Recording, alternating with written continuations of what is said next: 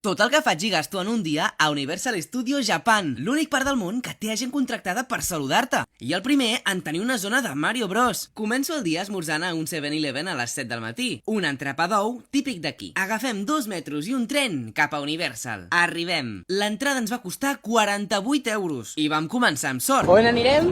A primera fila! La zona dels Minions és divertidíssima i li vaig explicar tal xisme a en Bob que es va quedar tieso. Així que vaig agafar una moneda de record. En aquesta atracció vas estirat. El castell de Harry Potter és brutal. Com s'aguanta aquesta barreta? Per dinar vam fer una pizza teriyaki i un refresc. La pizza un pèl estranya però acceptable. Ens va intentar atacar un tauró i em vaig espantar perquè no m'ho esperava gens. Per berenar vam fer un xurro de xocolata. Sí, una atracció del detectiu Conan i... dinosaures!